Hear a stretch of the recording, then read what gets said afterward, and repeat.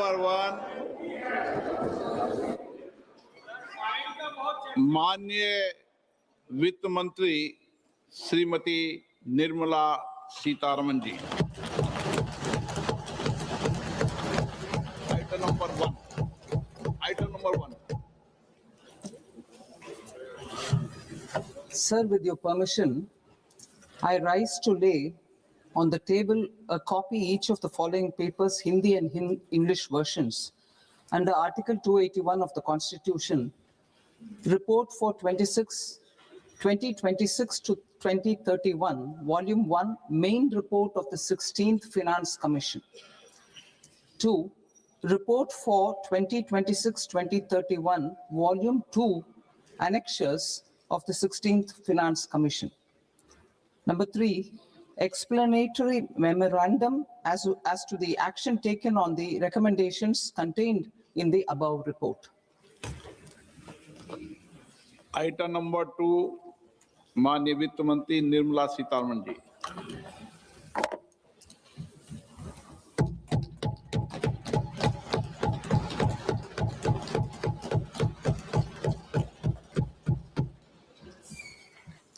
Honorable Speaker, sir, on the sacred occasion of Magh Purnima and the birth anniversary of Guru Ravidas, I present the budget for the year 2026-2027.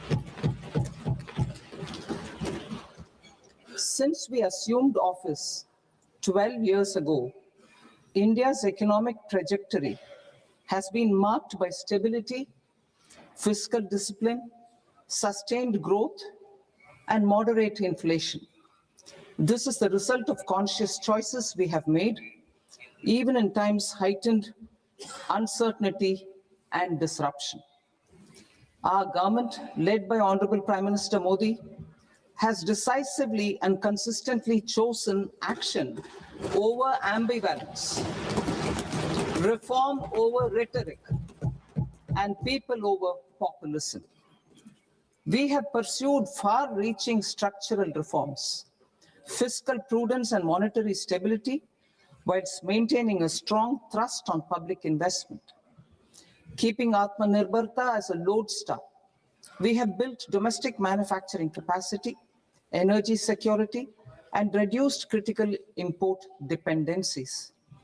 Simultaneously, we have ensured that citizens benefit from every action of the government, undertaking reforms to support employment generation, agricultural productivity, household purchasing power, and universal services to people. These measures have delivered a high growth rate of around 7% and helped us make substantial strides in poverty reduction and improvement in the lives of our people. Today, we face an external environment in which trade and multilateralism are imperiled and access to resources and supply chains are disrupted. New technologies are transforming production systems while sharply increasing demands on water, energy, and critical minerals. India will continue to take confident steps towards Vikasit Bharat, balancing ambition with inclusion. As a growing economy with expanding trade and capital needs, India must also remain deeply integrated with global markets, exporting more and attracting stable long-term investment. As I begin Part A, I want to express my gratitude to the people for standing firmly with us as we forge our way together towards becoming one of the largest economies of the world.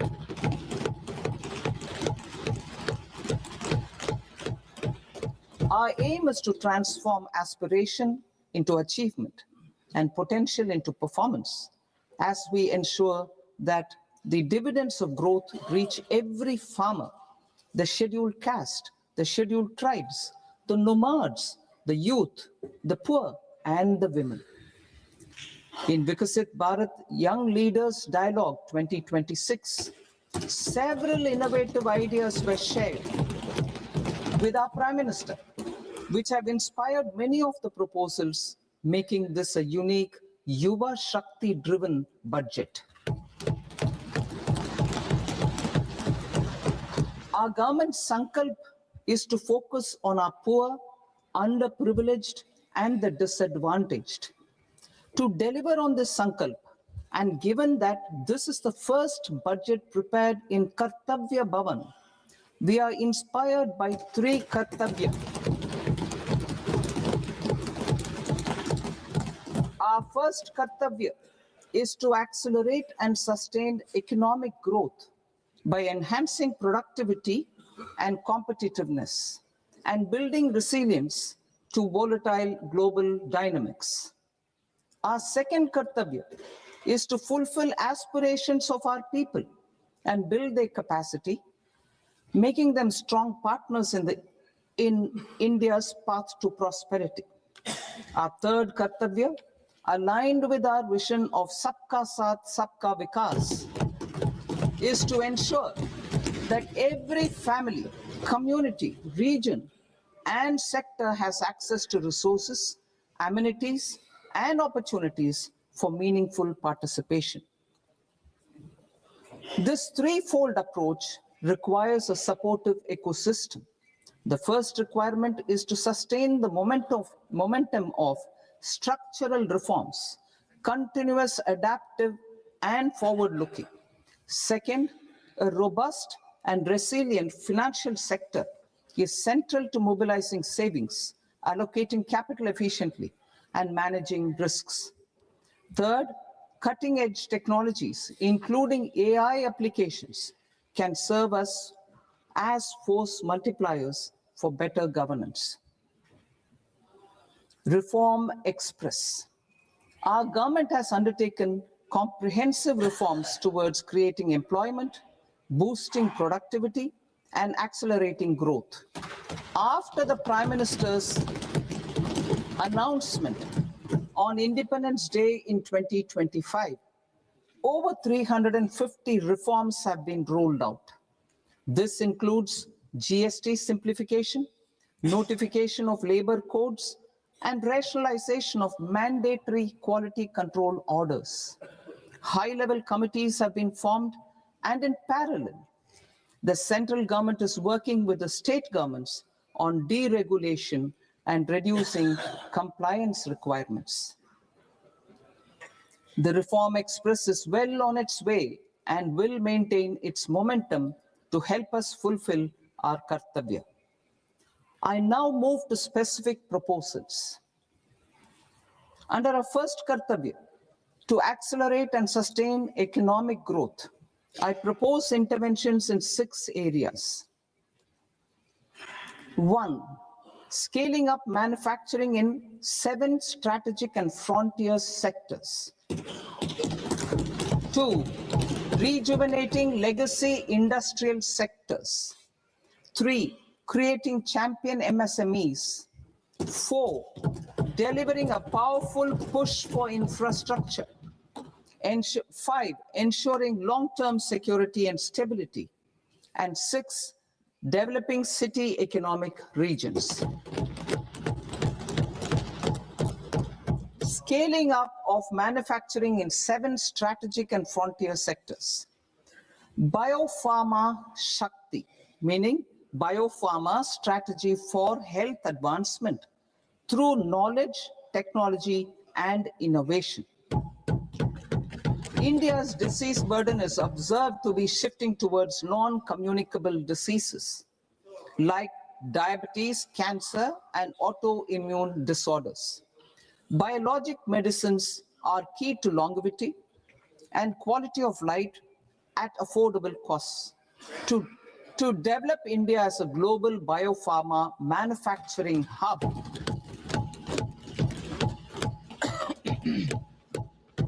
I propose the Biopharma Shakti with an outlay of 10,000 crores over the next 5 years.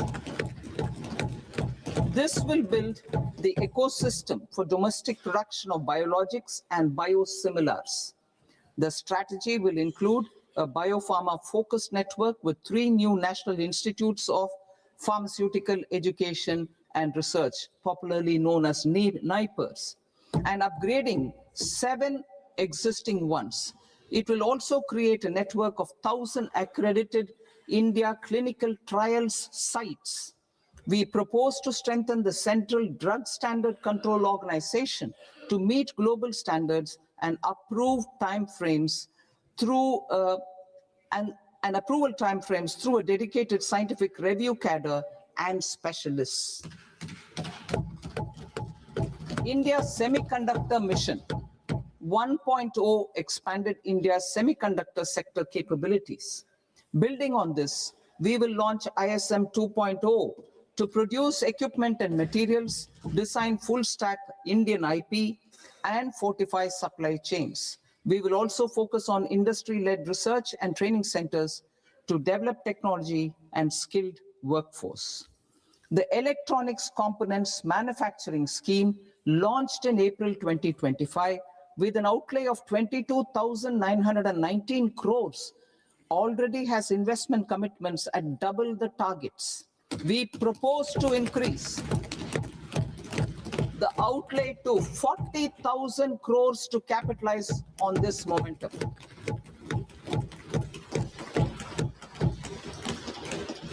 A scheme for rare earth permanent magnets was launched in 2025 November. We now propose to support the mineral-rich states of Odisha, Kerala, Andhra Pradesh, and Tamil Nadu to establish dedicated rare earth corridors to promote mining, processing, research, and manufacturing.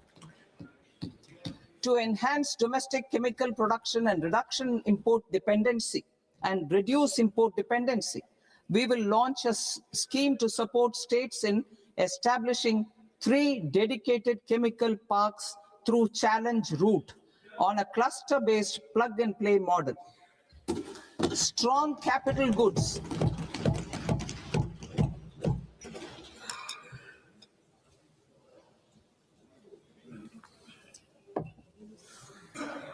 Strong capital goods capability is a determinant of productivity and quality across different sectors.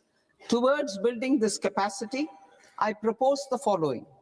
High-tech tool rooms will be established by central public sector enterprises at 2 locations as digitally enabled automated service bureaus that locally design, test, and manufacture high-precision components at scale and at lower cost.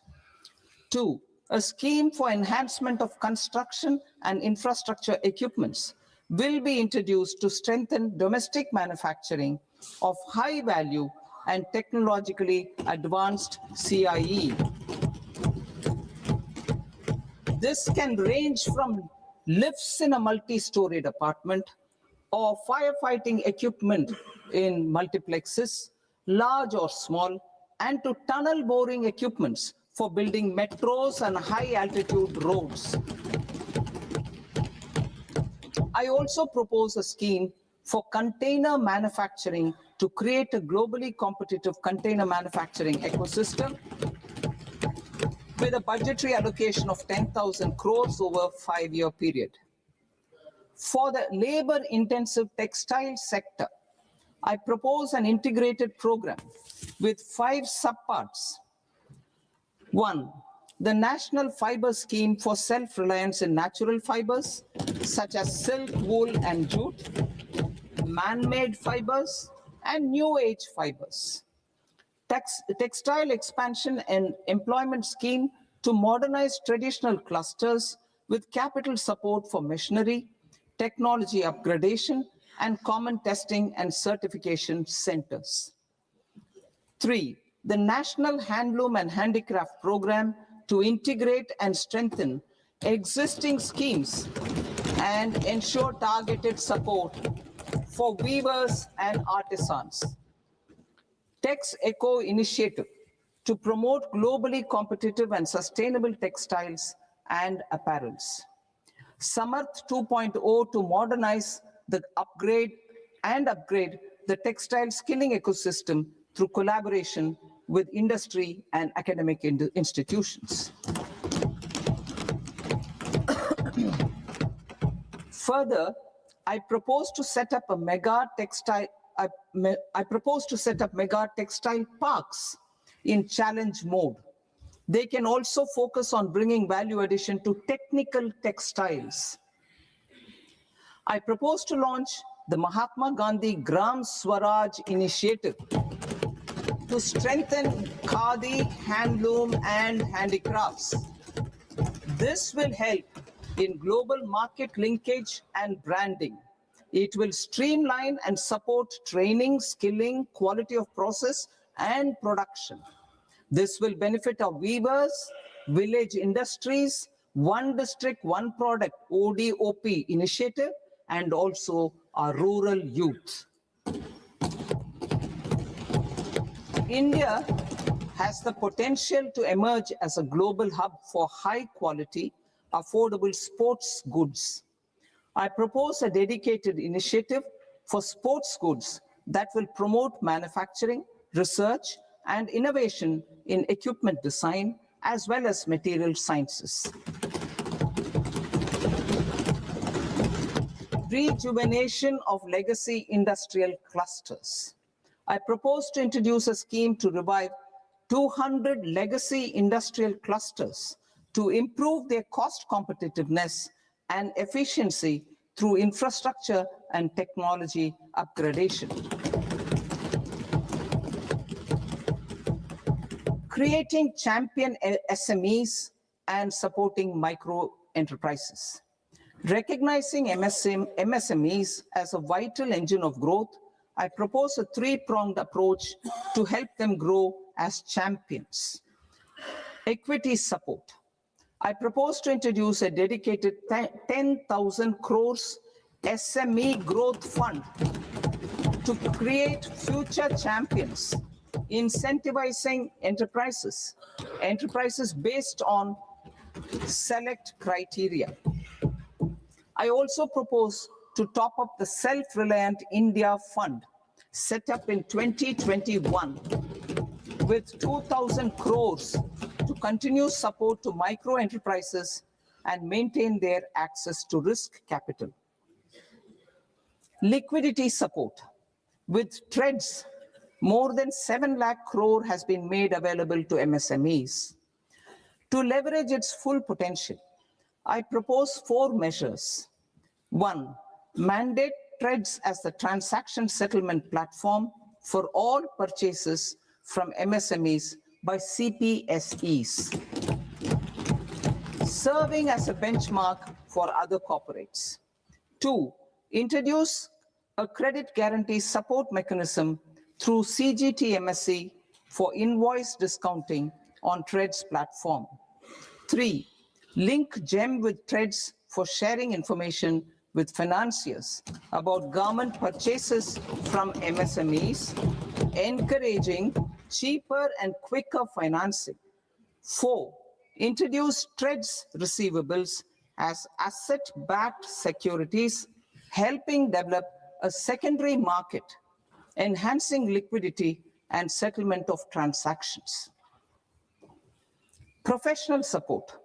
Government will facilitate professional institutions such as the ICAI, ICSI, ICMAI to design short-term modular courses and practical tools to develop a cadre of corporate mitras, especially in tier 2 and tier 3 towns.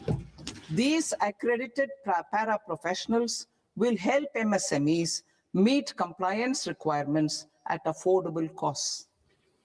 Infrastructure. During this past decade, our government has undertaken several initiatives for large-scale enhancement of public infrastructure, including through new financing instruments such as Infrastructure Investment Trust in WITS and Real Estate Investment Trust REITs, and institutions like NIIF and NABFID.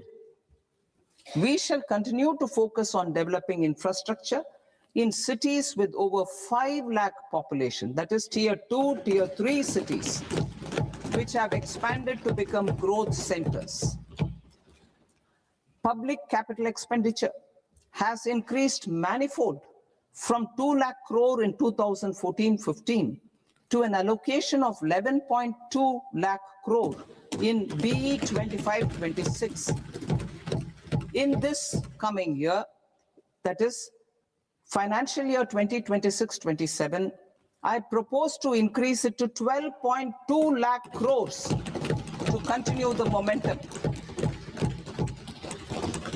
To strengthen the confidence of private developers regarding risks during infrastructure development and construction phase, I propose to set up an infrastructure risk guarantee fund to provide prudentially calibrated partial credit guarantee to lenders. Over the years, rights have emerged as a successful instrument for asset monetization. I propose to accelerate recycling of significant real estate assets of the CPSEs through the setting up of dedicated rights. To promote environmentally sustainable movement of cargo, I propose to 1. Establish new dedicated freight corridors connecting Dankuni in the east to Surat in the west. Operationalize 20 new national waterways over the next 5 years, starting with National Waterways 5 in Orissa to connect mineral-rich areas of Talcher and Angul and industrial centers like Kalinga Nagar to the ports of Paradeep and Dhamra. Training institutes will be set up as regional centers of excellence for development of required manpower for these waterways. This will benefit youth in the entire stretch of the waterways to train and acquire skills. Further, a ship repair ecosystem catering to inland waterways will also be set up at Varanasi and Patna. And C, launch a coastal cargo promotion scheme for incentivizing a modal shift from rail to road to increase the share of inland waterways and coastal shipping from 6% to 12% by 2047. To enhance last mile and remote connectivity and promote tourism, I propose to give incentives to indigenize manufacturing of seaplanes. A seaplane VGF scheme will be also introduced to provide support for operations. Carbon capture, utilization, and storage. Aligning with the roadmap launched in December 2025, the carbon capture, utilization, and storage technologies at scale will achieve higher readiness and in end-use application across 5 industrial sectors, including power, steel, cement, refineries, and chemicals. An outlay of 20,000 crore is proposed over the next 5 years for this purpose. City economic regions. Cities are India's engines of growth, innovation, and opportunities. We shall now focus on Tier 2, Tier 3 cities, and even temple towns, which need modern infrastructure and basic amenities. This budget aims to further amplify the potential of cities to deliver the economic power of agglomerations by mapping city economic regions based on their specific growth drivers. An allocation of 5,000 crore per CER over 5 years is proposed for implementing their plans through a challenge mode with a reform cum result-based financing mechanism. In order to promote environmentally sustainable passenger systems, we will develop 7 high-speed rail corridors between cities as growth connectors, namely Mumbai to Pune, Pune to Hyderabad, Hyderabad to Bengaluru, Hyderabad to Chennai, Chennai to Bengaluru, Delhi to Varanasi, Varanasi to Siliguri.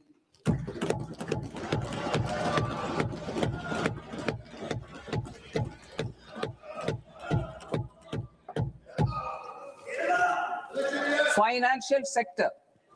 The Indian banking sector today is characterized by strong balance sheet, historic highs in profitability, improved asset quality, and coverage exceeding 98% of villages in the country.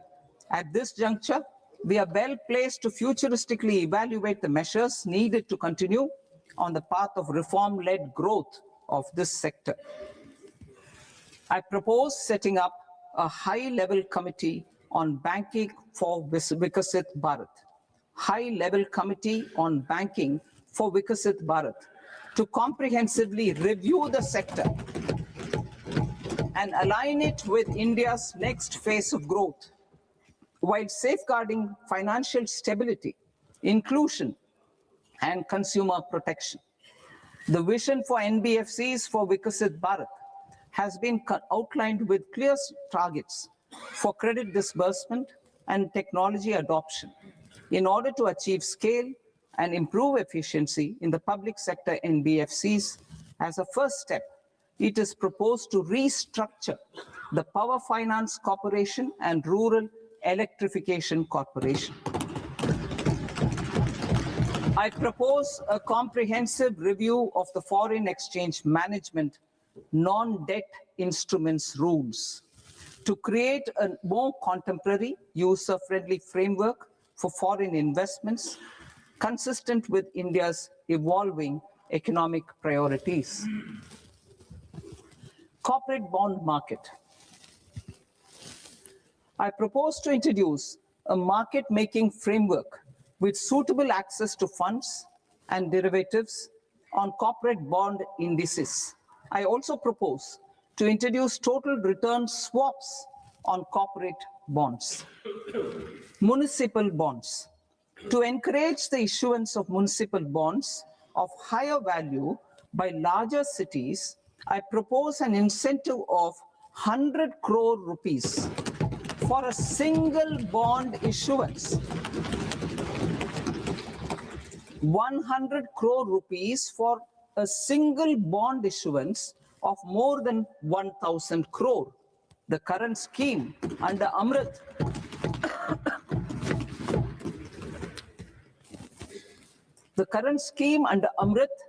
which incentivizes issuances up to 200 crores only, will also continue to support smaller and medium towns. That will also continue to support the smaller and medium towns. Ease of doing business. Individual persons resident outside India, PROI, will be permitted to invest in equity instruments of listed Indian companies through the portfolio investment scheme. It is also proposed to increase the investment limit for an individual PROI under the scheme from 5% to 10%, with an overall investment limit for all individual PROIs to 24% from the current 10%. Emerging technologies including AI. 21st century is technology driven. Adoption of technology is for the benefit of all people. Farmers in the field, women in STEM, youth keen to upskill, and Divyangjan to access newer opportunities. The government has taken several steps to support new technologies through AI Mission, National Quantum Mission, Anusandhan National Research Fund, and Research and Development and Innovation Fund. Our second kartavya is to fulfill aspirations and build capacities. Close to 25 crore individuals have come out of multi-dimensional poverty through a decade of our government's sustained and reform-oriented efforts.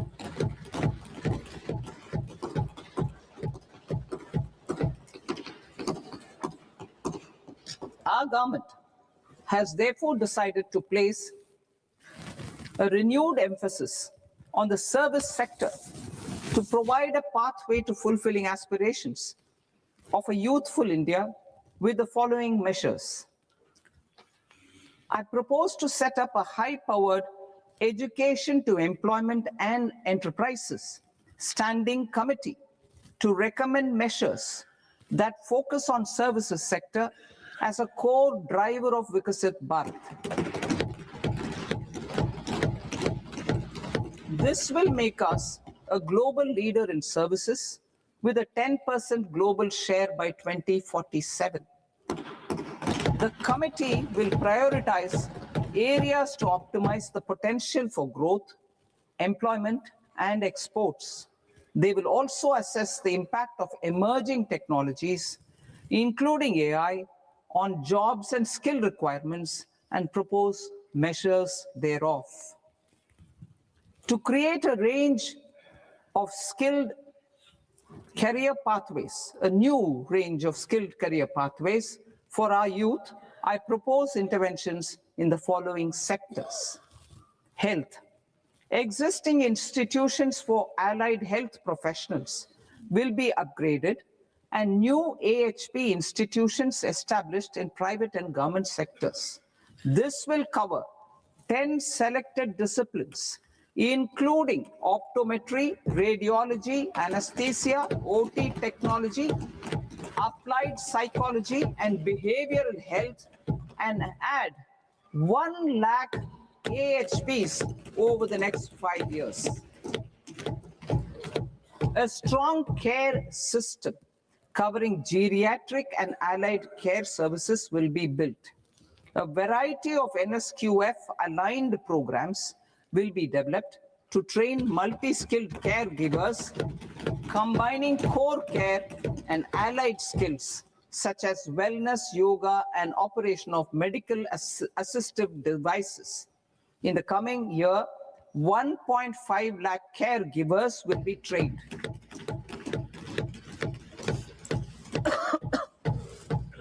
Hubs for medical value tourism. To promote India as a hub for medical tourism services, I propose to launch a scheme to support states in establishing 5 regional medical hubs in partnership with the private sector. These hubs will serve as integrated healthcare complexes that combine medical, educational, and research facilities. They will have Ayush centers, medical value tourism facilitation centers, and infrastructure for diagnostics, post-care, and rehabilitation. These hubs will provide diverse opportunities, job opportunities for health professionals, including doctors and AHPs. Ancient Indian yoga, already respected in several parts of the world, was given a mass global recognition when Honorable Prime Minister took it to the UN. Post-COVID, Ayurveda gained a similar global acceptance and recognition. Exporting quality Ayurveda products helps farmers who grow the herbs and youth who process the products. To meet growing global demand, a few more steps are being taken. I propose to 1. Set up 3 new All India Institutes of Ayurveda. 2. Upgrade Ayush pharmacies and drug testing labs for higher standards of certification ecosystem and make available more skilled personnel. 3. Upgrade the WHO Global Traditional Medicine Center in Jamnagar to bolster evidence-based research, training, and awareness for traditional medicine. Animal husbandry. Livestock contributes to close to 16% of farm income, including of poor and marginal households. To scale up availability of veterinary professionals by more than 20,000, I propose to roll out a loan-linked capital subsidy support scheme for establishment of veterinary and para-veterinary colleges, veterinary hospitals, diagnostic laboratories, and breeding facilities in private sector. Collaboration between Indian and foreign institutions will also be facilitated. Orange economy. India's animation, visual effects, gaming, and comics sector, AVGC sector, is a growing industry projected to require 2 million professionals by 2030. I propose to support the Indian Institute of Creative Technologies, Mumbai, in setting up AVGC content creator labs in 15,000 secondary schools all over the country and 500 colleges. The Indian design industry is expanding rapidly, and yet there is a shortage of Indian designers. I propose to establish, through challenge route, a new National Institute of Design to boost design education and development in the eastern region of India. Education. Our government will support states through challenge route in creating 5 university townships in the vicinity of major industrial and logistics corridors. These planned academic zones will host multiple universities, colleges, and research institutions, skill centers, and residential complexes. In higher education, STEM institutions, prolonged hours of study and laboratory work pose some challenges for girl students. Through VGF, viability gap funding, and capital support, one girls' hostel will be established in every district.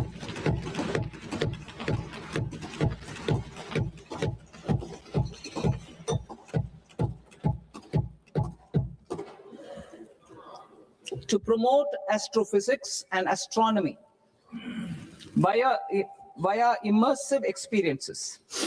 4 telescope infrastructure facilities will be set up or upgraded. The National Large Solar Telescope, the National Large Optical Infrared Telescope, the Himalayan Chandra Telescope, and the Cosmos 2 Planetarium. Tourism. The tourism sector has the potential to play a large role in the employment generation, forex earnings, and expanding the local economy. I propose to set up a National Institute of Hospitality by upgrading the existing National Council for Hotel Management and Catering Technology. It will function as a bridge between academia, industry, and government. I also propose a pilot scheme for upskilling 10,000 guides in 20 iconic tourist sites through a standardized, high-quality, 12-week training course in hybrid mode in collaboration with the Indian Institute of Management.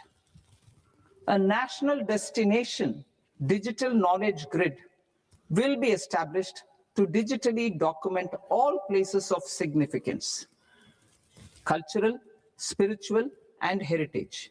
This initiative will create a new ecosystem of jobs for local researchers, historians, content creators, and technology partners.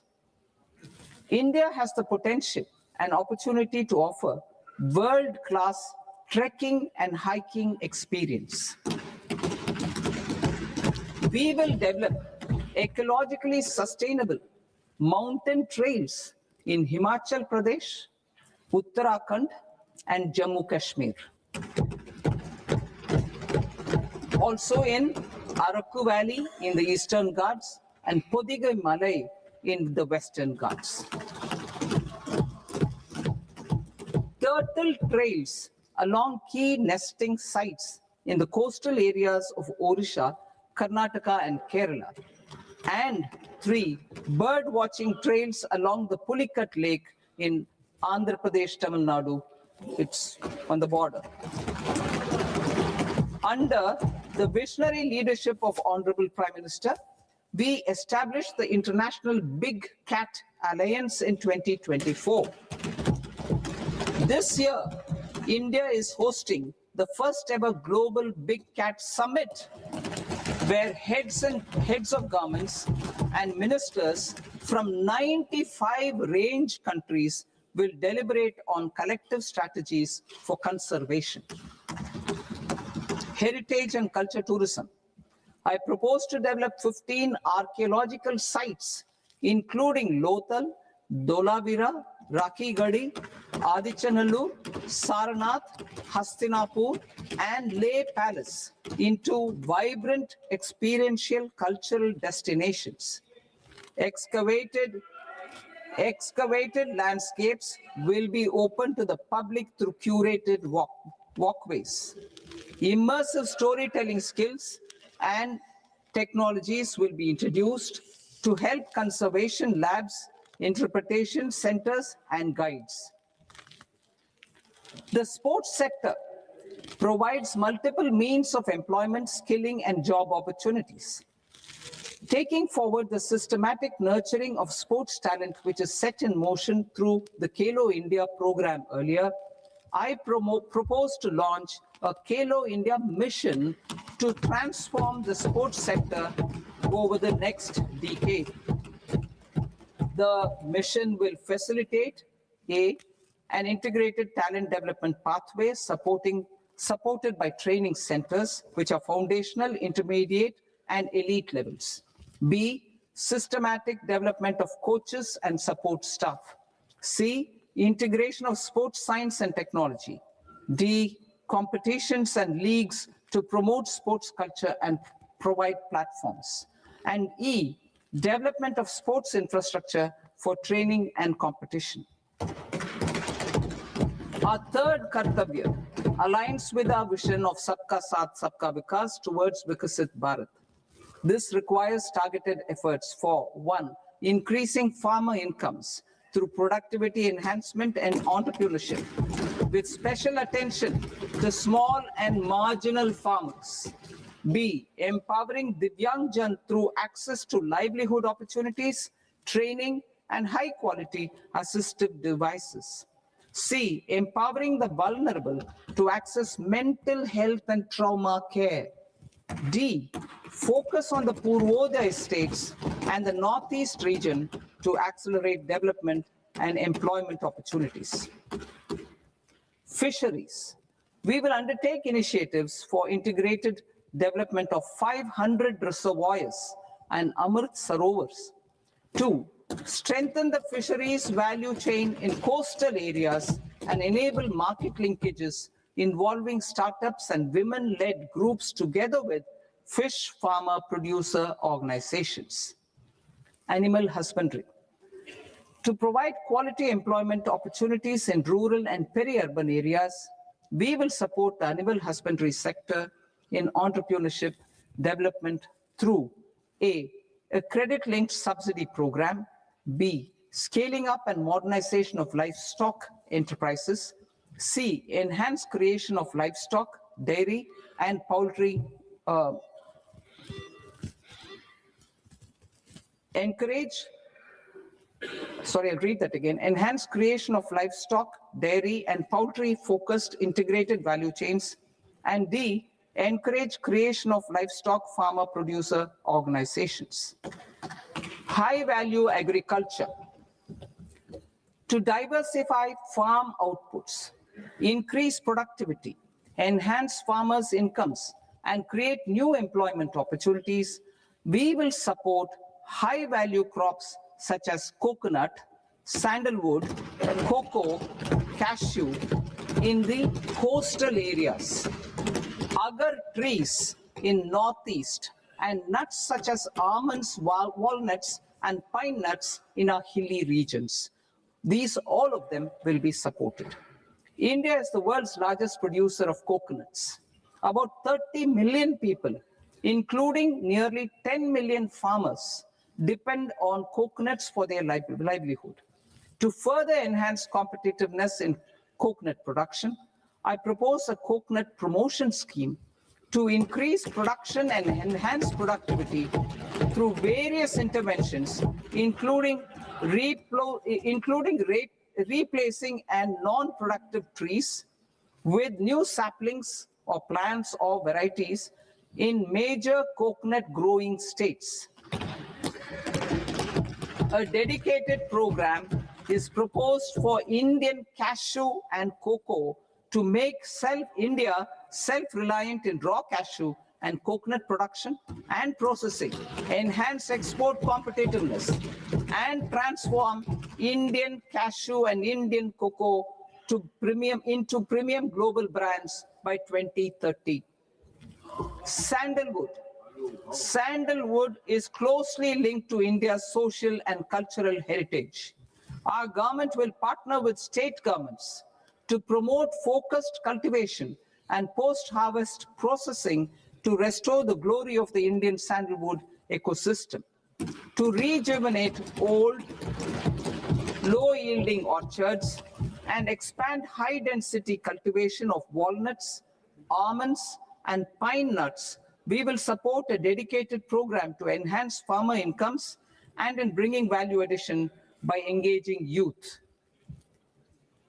Bharat Vistar, that is virtually integrated system to access agricultural resources. I propose to launch Bharat Vistar, a multilingual AI tool that shall integrate the AgriStack portals and the ICAR package on agricultural practices with AI systems. This will enhance farm productivity, enable better decisions for farmers, and reduce risk by providing customized advisory support. She Marts for rural women-led enterprises. Building on the success of Lakpati Didi program, I propose to help women take the next step from credit-linked livelihoods to being owners of enterprises. Self-help entrepreneur, She Marts will be set up as community-owned retail outlets within the cluster-level federations through enhanced and innovative financing instruments. Empowering Divyangjan. Divyangjan Kaushal Yojana. Information technology, AVGC sectors, hospitality and food and beverages sectors often offer task-oriented and process-driven roles which are suitable for Divyangjan. We will ensure dignified livelihood opportunities through industry-relevant and customized training specific to each Divyangjan group. Divyang Sahara Yojana. Timely access to high-quality assistive devices for all eligible Divyangjan is a fundamental need.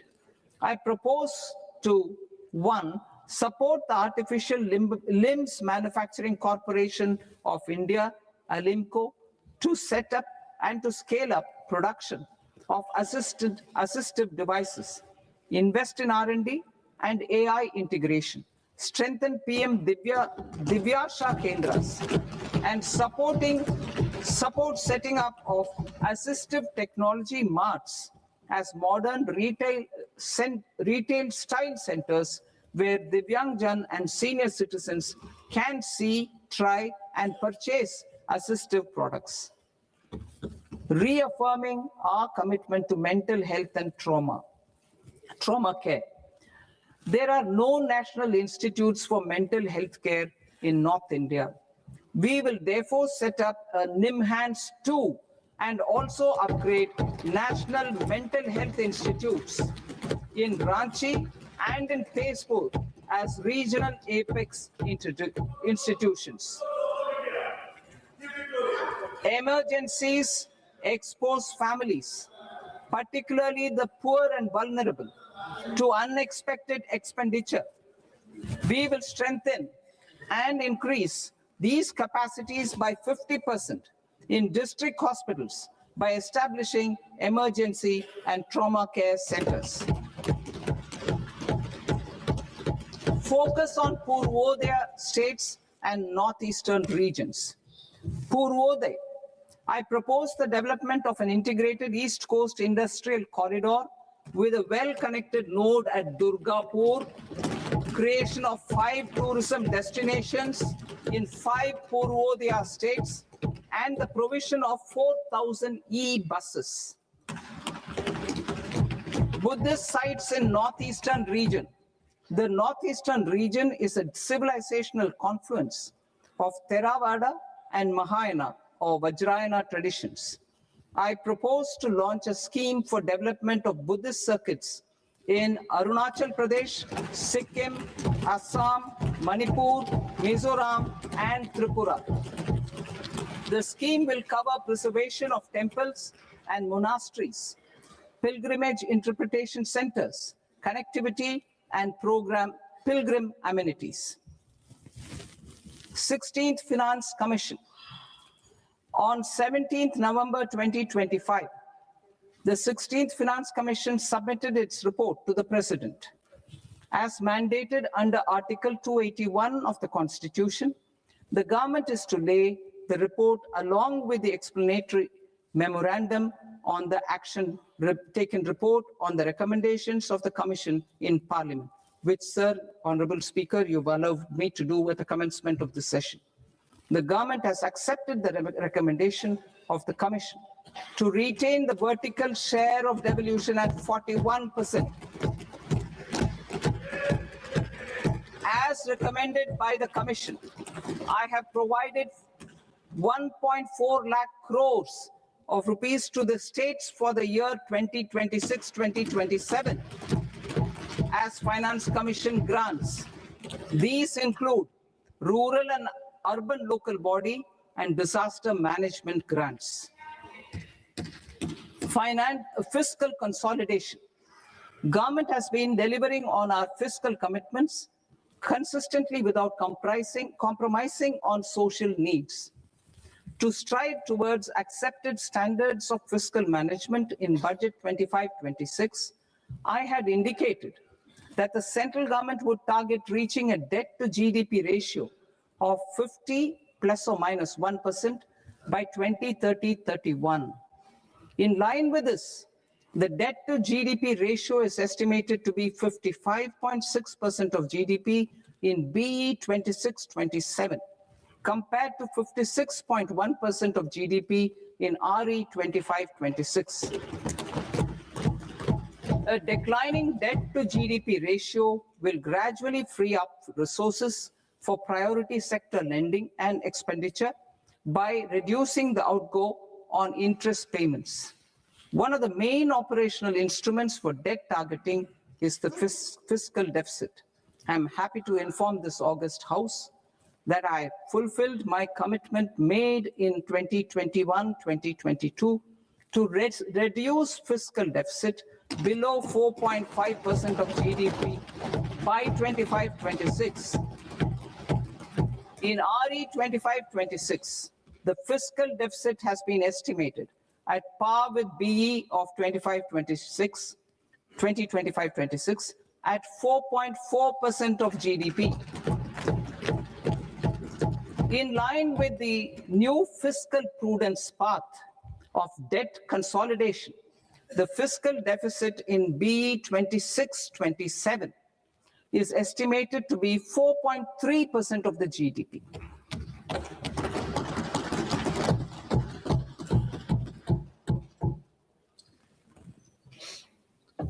The revised estimates of the non-debt receipts are 34 lakh crore rupees, of which the center's net tax receipts are 26.7 lakh crore. The revised estimate of the total expenditure is 49.6 lakh crore rupees, of which the capital expenditure is about 11 lakh crores. Budget estimates 2026 to 2027. Coming to 26-27, the non-debt receipts and the total expenditure are estimated as 36.5 lakh crore and 53.5 lakh crore respectively. The centre's net tax receipts are estimated at 28.7 lakh crore rupees. To finance the fiscal deficit, the net market borrowings from dated securities are estimated at 11.7 lakh crore rupees. The balance financing is expected to come from small savings and other sources. The gross market borrowings are estimated at 17.2 lakh crore rupees. I'll now move to Part B. Part B, direct taxes.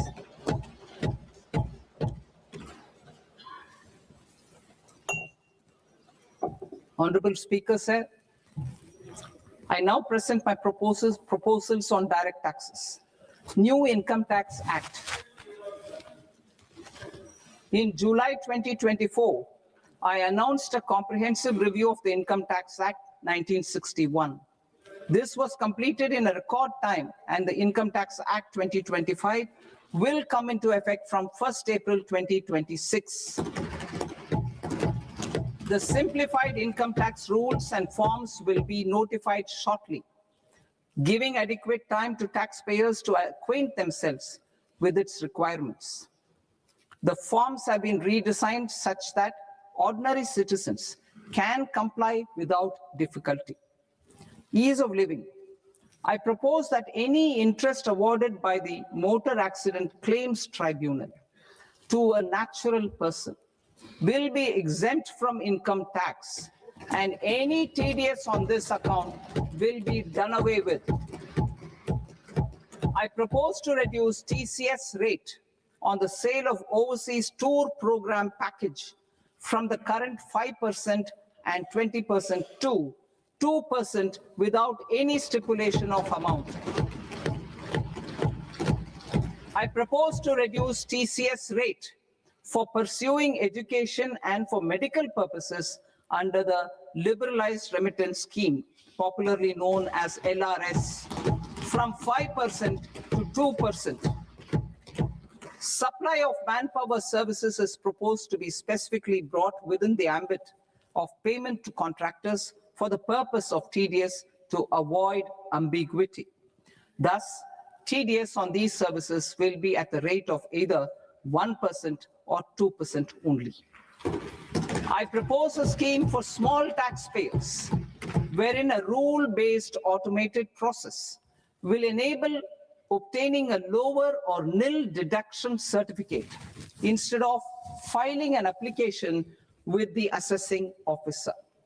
For the ease of taxpayer holding securities in multiple companies, I propose to enable depositories to accept Form 15G or Form 15H from the investor and provide it directly to various relevant companies. I propose to extend time available for revising returns from 31st December to up to 31st March with the payment of a nominal fee. I also propose to stagger the timeline for filing of tax returns.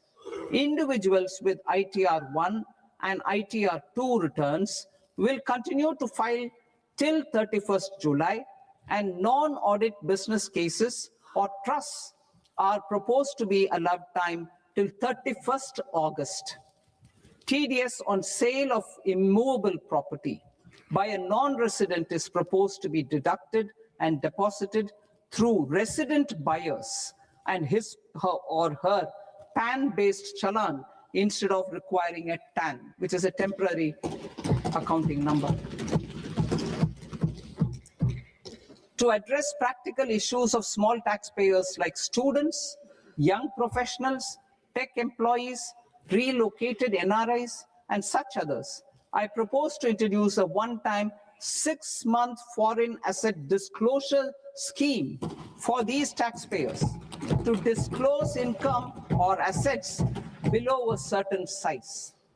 This scheme would be applicable for two categories of taxpayers, namely A, who did not disclose their overseas income or assets, and B, who disclosed their overseas income and or paid due tax but could not declare the asset acquired. For category A, the limit of undisclosed income or asset is proposed to be up to 1 crore rupees. They need to pay 30% of fair market value of asset or 30% of undisclosed income as tax and 30% as additional income tax in lieu of penalty and would thereby get immunity from prosecution. For category B, asset value is proposed to be up to 5 crore rupees. Here, immunity from both penalty and prosecution will be available with a payment of fee of 1 lakh rupees. Rationalizing penalty and prosecution. Multiplicity of proceedings are hindrance to the ease of doing business. I propose to integrate assessment and penalty proceedings by way of a common order for both. There will be no interest liability on the taxpayer on the penalty amount for the period of appeal before the first appellate authority, irrespective of the outcome of appeal process. Further,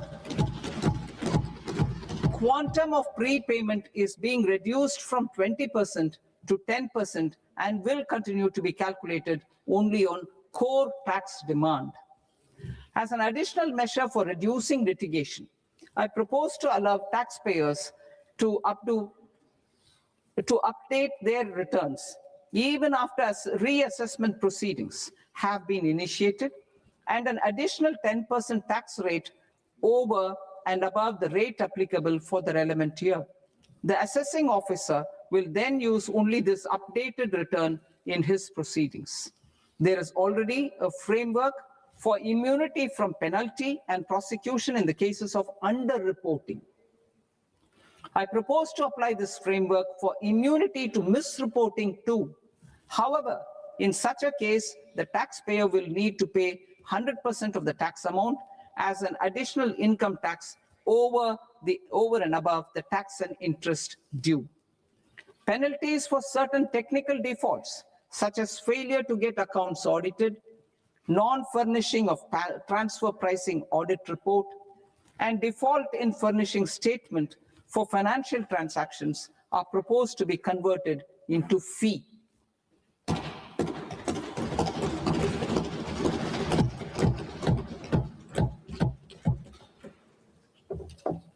I propose to rationalize prosecution framework under Income Tax Act while maintaining a careful balance for deterrence in some serious offense.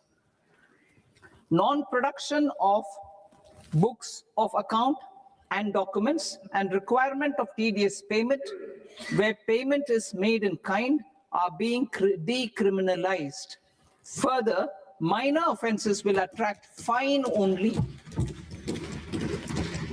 The remaining prosecutions will be graded commensurate with the quantum of offense. They will entail only simple imprisonment with maximum imprisonment reduced to 2 years and power to courts to convert even those into fines. There is no penalty. There's no penalty presently for non-disclosure of non-immovable foreign assets with aggregate value less than 20 lakh rupees. I propose to also provide them with immunity from prosecution with retrospective effect from 1/10/2024. Cooperatives. Deduction is already allowed to a primary cooperative society engaged in supplying milk, oilseeds, fruits or vegetables raised or grown by its members. I propose to extend this deduction to also include supply of cattle feed and cotton seed produced by its members. I propose to allow inter-cooperative society dividend income as deduction under the new tax regime to the extent it is further distributed to its members. I further propose to allow exemption for a period of 3 years to dividend income received by a notified national cooperative federation on their investments made in companies up to 31/1/2026. This exemption would be allowed only for dividends further distributed to its member cooperatives. Supporting IT sector as India's growth engine. India is a global leader in software development services, IT-enabled services, knowledge process outsourcing services, and contract R&D services relating to software development.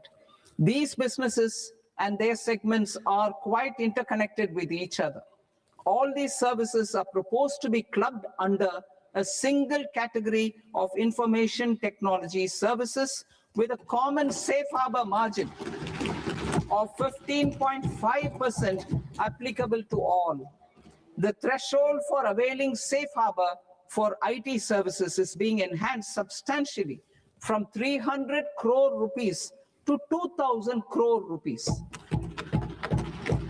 Safe harbor for IT services shall be approved by an automated rule-driven process without any need for tax officer to examine and accept the application.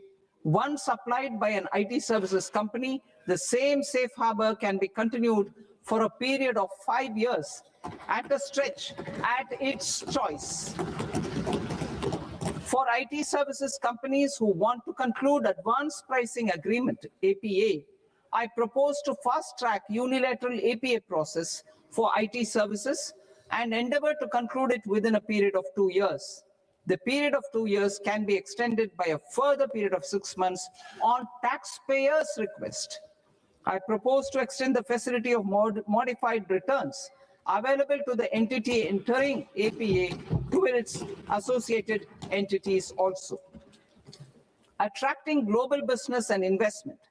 Recognizing the need to enable critical infrastructure and boost investment in data centers, I propose to provide tax holiday till 2047 to any foreign company that provides cloud services to customers globally by using data center services from India. It will, however, need to provide services to Indian customers through an Indian reseller entity. I also propose to provide a safe harbor of 15% on cost in case the company providing data center services from India is a related entity. To harness the efficiency of just-in-time logistics for electronic manufacturing, I propose to provide safe harbor to non-residents for component warehousing in a bonded warehouse at a profit margin of 2% of the invoice value. The resultant tax of about 0.7% will be much lower than in competing jurisdictions. To provide fillip to toll manufacturing in India, I propose to provide exemption from income tax for 5 years to any non-resident who provides capital goods, equipment, or tooling to any toll manufacturer in a bonded zone. To encourage vast pool of global talent to work in India for a longer period of time, I propose to provide exemption to global, non-India sourced income of a non-resident expert for a stay period of 5 years under notified schemes. I propose to provide exemption from minimum alternate tax, the MAT, to all non-residents who pay tax on presumptive basis. Tax administration. I propose to constitute a joint committee of Ministry of Corporate Affairs and Central Board of Direct Taxes for incorporating the requirements of income computation and disclosure standards, the ICDS, in the Indian Accounting Standards, IND-AS itself. Separate accounting requirement based on ICDS will be done away with from the tax year 27-28. To support Prime Minister Modi's vision of homegrown accounting and advisory firms to become global leaders, I propose to rationalize the definition of accountant for the purposes of safe harbor rules. Other tax proposals. Change in taxation of buyback was brought in to address the improper use of buyback route by promoters. In the interest of minority shareholders, I propose to tax buyback for all types of shareholders as capital gains. However, to disincentivize misuse of tax arbitrage, promoters will pay an additional buyback tax. This will make effective tax 22% for corporate promoters. For non-corporate promoters, the effective tax will be 30%. TCS rate for sellers of specific goods, namely alcoholic liquor, scrap, and minerals, will be rationalized to 2%, and that on tendu leaves will be reduced from 5% to 2%. I propose to raise the STT on futures to 0.05% from the present 0.02%. STT on options premium and exercise of options are both proposed to be raised to 0.15% from the present rate of 0.1% and 0.125% respectively. We reformed the taxation landscape for corporates in 2019 by providing them a simplified regime with lower tax rate so that they could productively focus on business rather than on claim of deductions and exemptions. To encourage companies to shift to the new regime, set off of brought forward MAT credit, minimum alternate tax credit, is proposed to be allowed to companies only in the new regime. Set off using available MAT credit is proposed to be allowed to an extent of 1/4 of the tax liability in the new regime. MAT is proposed to be made final tax, so there will be no further credit accumulation from 1st April 2026. In line with this change, the rate of final tax is being reduced to 14% from the current MAT rate of 15%. The brought forward MAT credit of taxpayers accumulated till 30th March 2026 will continue to be available to them for set off as above. Indirect taxes. I shall now take up proposals related to indirect taxes. My proposals for customs and central excise aim to further simplify the tariff structure, support domestic manufacturing, promote export competitiveness, and correct inversion in duty. To continue weeding out long continuing customs duty exemptions, I propose to remove certain exemptions on items which are being manufactured in India or where the imports are negligible. Similarly, to further simplify the process of ascertaining the rate of duty applicable on a particular item, I propose to incorporate certain effective rates in various customs notifications to the tariff schedule itself. I shall now take up sector-specific proposals. Promotion of exports of marine, leather, and textile products. I propose to increase the limit for duty-free imports of specified inputs used for processing seafoods for export from the current 1% to 3% of FOB value of the previous year's export turnover. I also propose to allow duty-free imports of specified inputs, which is currently available for exports of leather or synthetic footwear, to exports of shoe uppers as well.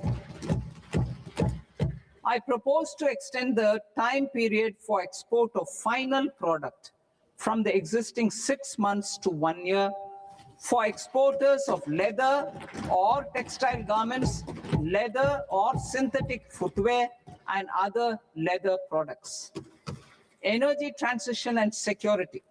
I propose to extend the basic customs duty exemption given to capital goods used for manufacturing lithium-ion cells for batteries to those used for manufacturing lithium-ion cells for battery energy storage systems also. I propose to exempt basic customs duty on import of sodium antimonate for use in manufacture of solar glass. Nuclear power. I propose to extend the existing basic customs duty exemption on imports of goods required for nuclear power projects till the year 2035 and expand it for all nuclear plants irrespective of their capacity. Critical minerals. It is proposed to provide basic customs duty exemption to the import of capital goods required for the processing of critical minerals in India. Biogas blended CNG. I propose to exclude the entire value of biogas while calculating the central excise duty payable on biogas blended CNG. Civil and defense aviation. I propose to exempt basic customs duty on components and parts required for the manufacture of civilian training and other aircrafts. It is proposed to exempt basic customs duty on raw materials imported for the manufacture of parts of aircraft to be used in maintenance, repair, or overall requirements by units in the defense sector. Electronics. To deepen value addition in the consumer electronics sector, I propose to exempt basic customs duty on specified parts used in the manufacture of microwave ovens. Special economic zone. To address the concerns arising about utilization of capacity by manufacturing units in the special economic zones due to global trade disruptions, I propose as a special one-time measure to facilitate sales by eligible manufacturing units in SEZs to the domestic tariff area at concessional rates of duty. The quantity of such sales will be limited to a prescribed proportion of their exports. Necessary regulatory changes will be undertaken to operationalize the measures while ensuring level playing field for the units working in the DTA. Ease of living. To rationalize the customs duty structure for goods imported for personal use, I propose to reduce the tariff rate on all dutiable goods imported for personal use from 20% to 10%. To provide relief to patients, particularly those suffering from cancer, I propose to exempt basic customs duty on 17 drugs or medicines. I propose also to add 7 more rare diseases for the purposes of exempting import duties on personal imports of drugs, medicines, and food for special medical purposes used in their treatment. Customs process. India's role and share in the global trade is poised for a major leap in line with our ambition and journey towards Vikasit Bharat. In this regard, I propose many measures for custom processes to have minimal intervention for smoother and faster movement of goods and greater certainty to the trade. Trust-based systems. I propose to enhance duty deferral period for Tier 2 and Tier 3 authorized economic operators, known as AEOs, from 15 days to 30 days. I propose to provide eligible manufacturer importers the same duty deferral facility. This should encourage them to get themselves accredited as a full-fledged Tier 3 AEO in due course. To provide greater certainty and for better business planning, I propose to extend validity period of advance ruling binding on customs from the present 3 years to 5 years. In the spirit of the whole of government approach,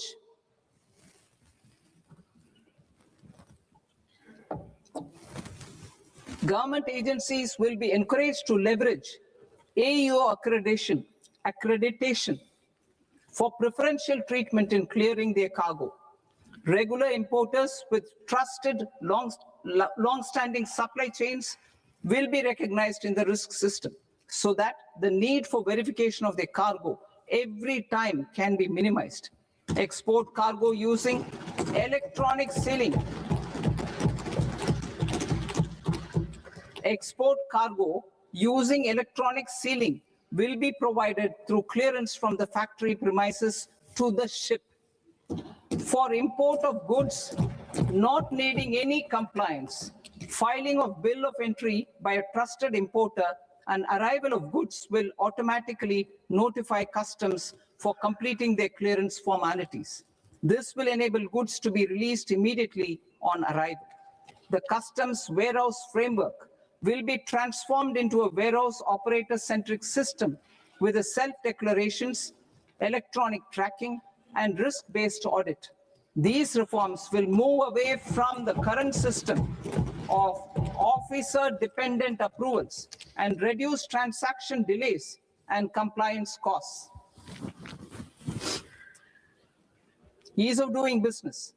Approvals required for cargo clearance from various government agencies will be seamlessly processed through a single and interconnected digital window by the end of the financial year. Processes involved in clearance of food, drugs, plant, and animal and wildlife products accounting for about 70% of interdicted cargo will be operationalized on this system by April 2026 itself. For goods not having any compliance requirement, clearance will be done by customs immediately after online registration is completed by the importer, subject to the payment of duty. Customs integrated system will be rolled out in 2 years as a single integrated and scalable platform for all customs processes. Utilization of non-intrusive scanning with advanced imaging and AI technology for risk assessment will be expanded in a phased manner with the objective to scan every container across all the major ports. New export opportunities to support Indian fishermen to fully harness the economic value of marine resources beyond our territorial waters. The following measures will be taken. A, fish catch by an Indian fishing vessel in exclusive economic zone or on the high seas will be made free of duty. Landing of such fish on foreign port will be treated as export of goods. Safeguards will be put in place to prevent misuse during fish catch, transit, or transshipment. To support aspirations of India's small businesses, artisans, and startups to access global markets through e-commerce, I am pleased to announce complete removal of the current value cap of 10 lakh rupees per consignment on courier exports. In addition, handling of rejected and returned consignments will be improved with effective use of technology for identifying such consignments.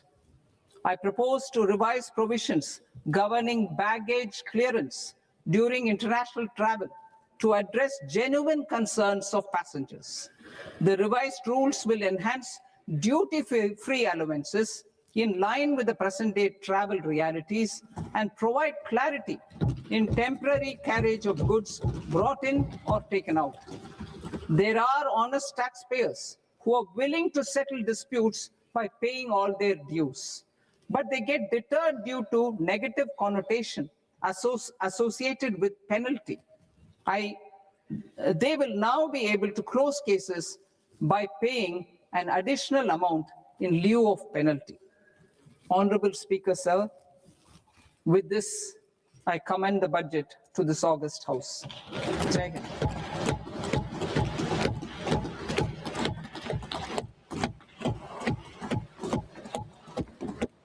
One and a half hours. Item number 3 माननीय वित्त मंत्री जी।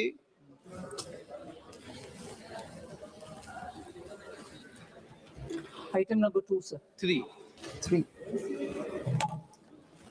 Sir, with your permission, I rise to lay on the table of the the following statements under Section 3, 1 of the Fiscal Responsibility and Budget Management Act of 2003, medium-term fiscal policy cum fiscal policy strategy statement, and macroeconomic framework statement.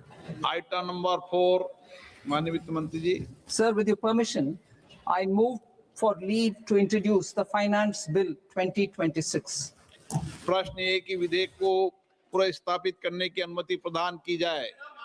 जो सदस्य इस पक्ष में हाँ गए, जो सदस्य विरोध में ना गए, मेरे विचार में निर्णय हाँ वालों के पक्ष में, हाँ वालों के पक्ष में अनुमति प्रदान की जाती है। माननीय मंत्री जी, अब विधेयक पुनर्स्थापित करें। Sir, I introduce the bill. माननीय सदस्यगण, आपको सूचित किया जाता है कि माननीय वित्त मंत्री जी के बजट भाषण की कॉपी पब्लिकेशन काउंटर पर ली जाती है। बजट भाषण और बजट से संबंधित दस्तावेज आपके मोबाइल फोन और मेंबर पोर्टल्स पर ही उपलब्ध है।